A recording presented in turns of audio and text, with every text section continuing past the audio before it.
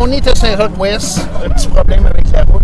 À l'heure actuelle, le secteur va demeurer fermé dans les deux directions pour une durée indéterminée, le temps qu'on puisse terminer nos analyses. Donc, on fait des analyses géotechniques et hydrauliques pour déterminer la capacité portante des sols.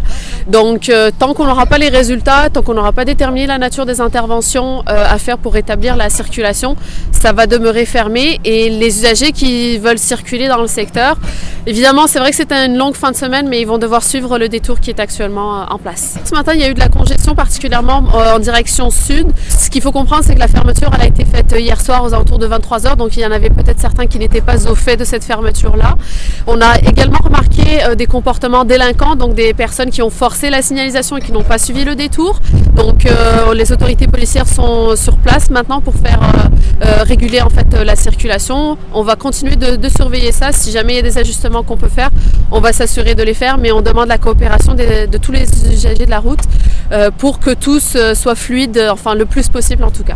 Vous connaissez déjà la région, vous savez déjà que nos routes sont déjà engorgées, que tu passes par Repentigny ou que tu passes par Saint-Lin, il n'y en a pas de route là. Puis les gens de se promener sur nos routes de campagne, c'est pas le même statut pour l'asphalte. Alors, puis déjà, on part à 5h, 5h30. Si vous passez à 7h, comme tu dis, c'est déjà bien congestionné. T'imagines-tu la qualité de vie des gens qui vont avoir à dire « je m'en vais travailler, je pars plus tôt, je reviens plus tard », fait que t'es plus à la maison. C'est suffer, hein? C'est souffrant pour tout le monde qui voudrait, qui partage cette route-là. Et de voir que c'est si gros, puis qu'on n'a déjà pas de budget dans mon camp, qu'on travaille sur la route 158, qu'on travaille sur la voie de contournement, qu'on veut avoir la 25. Écoute, on se dit pourquoi on est des oubliés tant que ça. Puis là, on va demander de l'argent en urgence. Alors, c'est vraiment une problématique. Puis de les entendre ce matin, ça va prendre un peu de temps avant que ça soit réparé. Puis l'été s'en vient. L'été, c'est l'heure des chalets. Tu sais, les gens, ils ont choisi mon camp pour s'y établir parce que c'est un bel endroit, puis on veut leur montrer encore la même chose. Mais là, écoute, donnez-nous des routes, on veut partager avec vous. On l'a toujours dit, on amène l'argent à Montréal. Vous avez des employés de la place.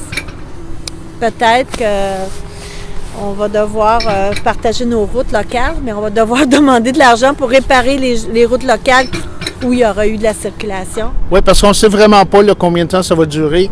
Le ministère est sur place, OK, ils font des analyses, je le comprends, sauf que pour qu'un trou de cette grandeur-là se forme, il y a quelque chose qui ne marchait pas en dessous. Mais là, on a une rencontre en train de s'organiser avec le directeur, M. Thibault, où on va parler de nos routes, puis voir qu'est-ce qu'il nous projette cette année avec 2020. Puis on a hâte de s'asseoir ensemble, tous les maires. Les maires sont découragés, hein? On reçoit des appels de partout. Fait qu'au nom des maires, cette rencontre-là se veut urgente. Et on va s'asseoir puis dire, écoutez, là, il faut qu'on nous donne de l'argent pour nos routes. On ne peut pas attendre. Puis là, c'est juste de la réparation, là. On est toujours, tu sais, on nous a dit, ça fait pas tellement longtemps, que la 158, c'était une route où il n'y avait plus de morts.